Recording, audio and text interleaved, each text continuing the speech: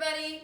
We are back with another video for you, but I wanted to start off by saying thank you so much for all of your emails. They make me smile every morning, and we are getting all of your suggestions. We have a whole lineup of videos on everything from how to lift properly to rocking routines to how to fix a dowager's hump. So we're listening to all of you, and it means a lot to us to get your feedback. I also want to give a really quick shout out to Katie and Taryn and Victoria for continuing to make the wheels of Pure Health turn, and for Maggie and Christine for being so devoted to their clients. We really do have the best team in the business.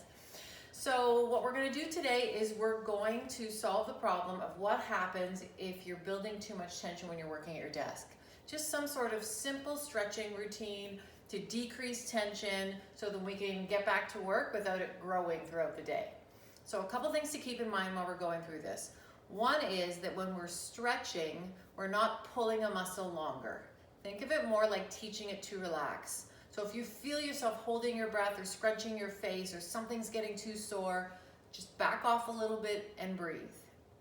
The other thing is to really try to make sure you're just taking nice calm breaths through all of it. Just let your body release some of the tension through your breath as well, and you'll get the absolute most out of this routine.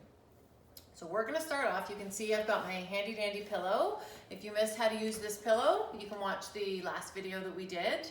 And just as an aside, thank you for the suggestion to the patient who suggested this. I'm gonna start a new video page on Pure Health, should be up and going by tomorrow, where I'm gonna post all of these videos. So if you missed one or you wanna go back to it, it'll be there for you.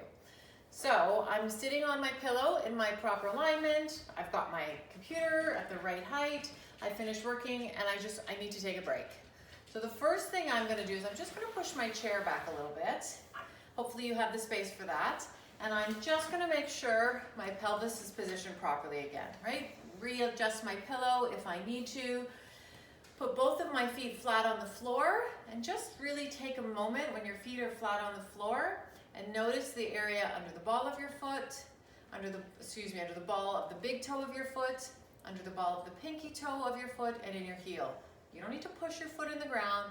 Just try to make sure that all 3 points are melting into the ground. At the same time when you do that, what we're gonna do is we're gonna roll our shoulders up and just let our shoulder blades slide down our back. So there's absolutely no pinching our shoulder blades together or forcing anything down. We're just gonna roll them up. You can roll them a few times if you want, get some of the tension out, and just let them slide down your back.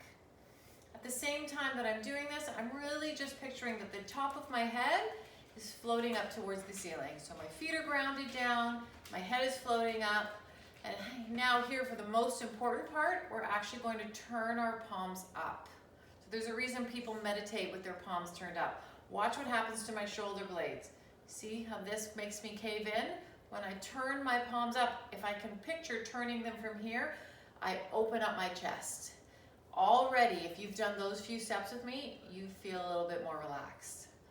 So now we're just gonna take a few deep breaths, keeping that in mind that we're gonna breathe right into the middle of our chest, and that breath is gonna open up our rib cage in a 360-degree manner.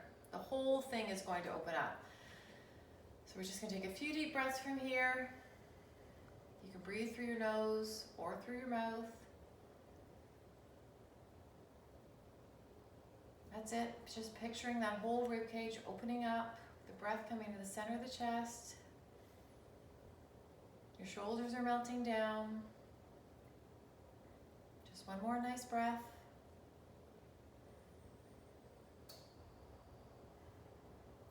Now from here, we're going to take our arms behind our back. So you can do this in a few different ways. You can just simply take your arms like this behind your back. If that seems difficult to you, the other thing that you can do is you can make fists and gently have them touch together behind your back. And if all of that is too hard, you can even just do this exercise along with us, resting your arms at your side. So I'm gonna do the version where I'm gonna put my fists together behind my back because I find that very comfortable. So once again, my feet are melting into the ground, my head is floating up, and I'm taking deep breaths. And all I'm gonna do from here is I'm gonna take my head over to the right. So you might feel this in the front of the left shoulder and up the right side of the neck. Up the left side of the neck. You shouldn't feel a pinching on the right side of your neck. If you do, please back off. This should just feel like a nice gentle opening. Taking a few more really deep breaths. And now from this position, I'm just gonna look up. Do you see how I'm just tipping my nose up towards the ceiling a little bit? So what this does is it really increases the stretch in through the front of the neck, which gets so tight when I'm hanging my head over my computer. So I feel a nice line of stretch all the way like this. Again, noticing that my head is just floating up, gently increasing the distance from the top of my head to the tip of my left shoulder. Coming back up, and now we're gonna do the other side. So drop your head over to the left. For those of you who mouse with your right arm, you're gonna find tipping your head to the left much more difficult than tipping your head to the right. You're gonna have a lot more tension in the front of your right shoulder and possibly even had a hard time getting this right arm behind your back. And remember, you can do this exercise with your arms at your sides. So keep breathing.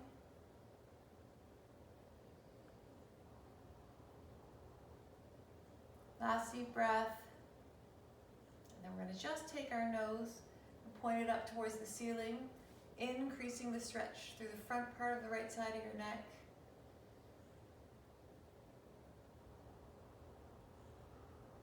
Just one more nice deep breath.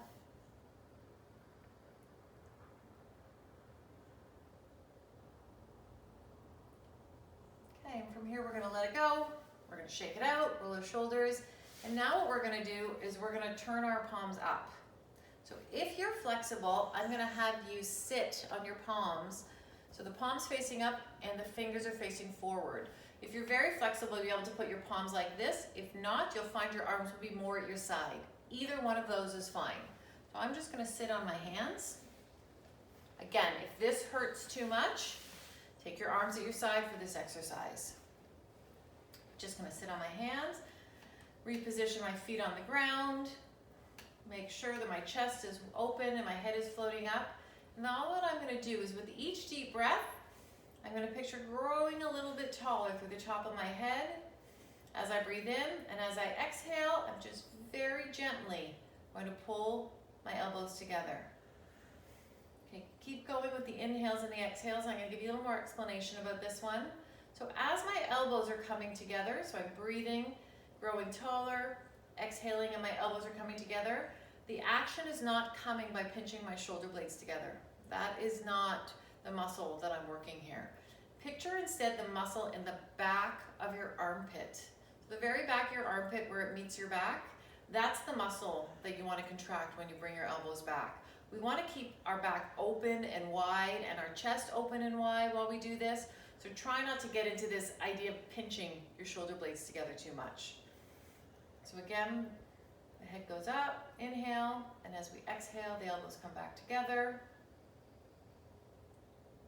And then one more time, we're going to inhale and grow taller, and exhale, and the elbows will come back together. From here, you can take your arms out, shake them out, lay your arms on your desk. I'm going to push my chair a little bit out further because my arms are so long. Put your hands out on your desk, and all that I'm going to do is take my chest and drop it between my arms. So what I'm doing now is I'm playing a really gentle tug of war between my tailbone and the tips of my fingers, trying to grow as long as I can in the body, all the while maintaining those 3 points of contact with my feet on the ground.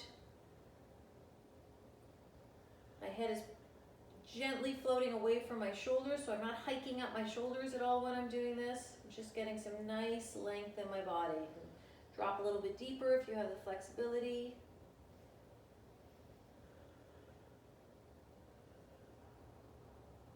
One more deep breath. Awesome. Now just slide your arms back up, helping you back up. And now we're just going to do a little bit for the legs, and then we'll be done. So, for the legs, again, making sure that you're sitting forward on your pelvis so that you haven't fallen back at all. A tall spine is important for all of your stretching. Your body won't let go of its muscles unless it feels comfortable to do so. And your spine needs to be tall for that to happen. So all that we're going to do, I'm not sure if you can see this, but I'm gonna take my foot out on the ground.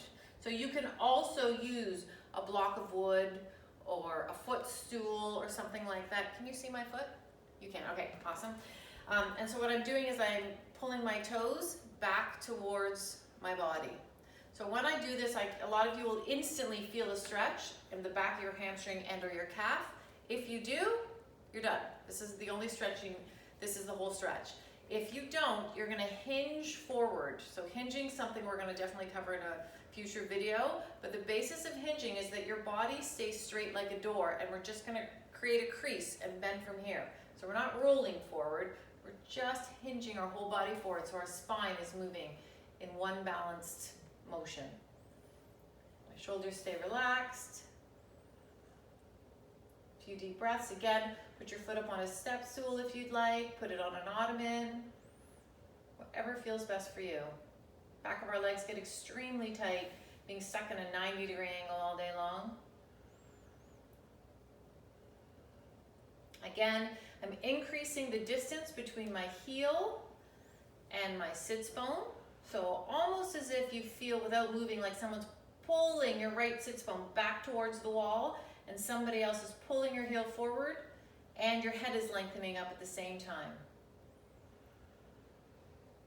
Come on back in, we're gonna do the other side. So these little visualizations you give yourself about someone pulling your buttock back while your heel comes forward, you should notice an incredible difference in how that stretch feels when you do that. So again, staying upright if that's enough for you, but if you can come forward, just hinge forward with me. It's pretty cool when you start playing with these little visualizations similar to someone pulling your buttock back. You realize just how much power your mind has, where we're teaching your body to let go and teaching your body to use the right muscles. So breathing 360, growing taller.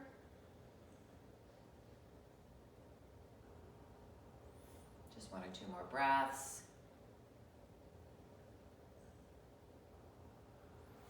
Come on back up. Okay, one more stretch. So we're gonna do the famous piriformis stretch. So again, you're gonna cross your ankle over your knee.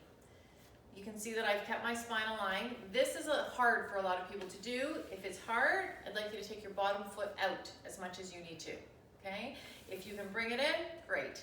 If this is too hard for you, skip this stretch altogether. It shouldn't be causing you a great deal of pain, and you definitely don't want to be sitting in this stretch in this sort of kinked position because you forced your leg up. If you can't keep your spine relaxed when you do this, don't do this. Check out one of our other piriformis videos to teach you how to do it lying on your back.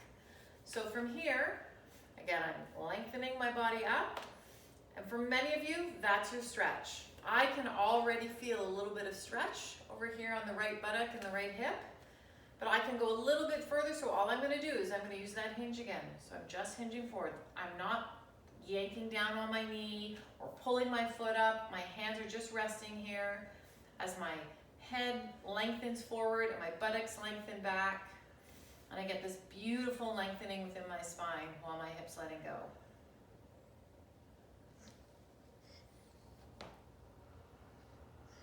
Just another deep breath or so.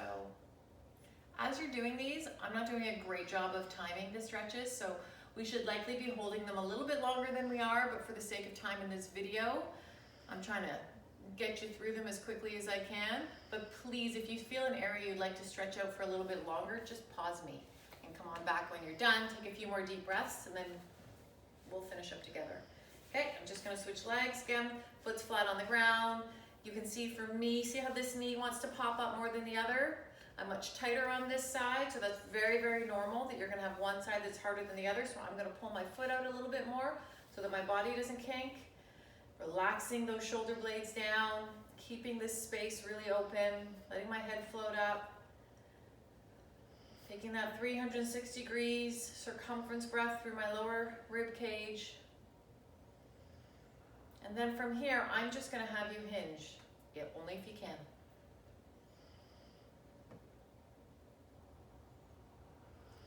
Another few deep breaths.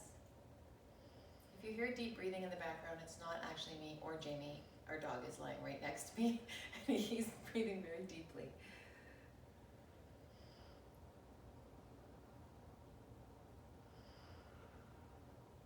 One more deep breath.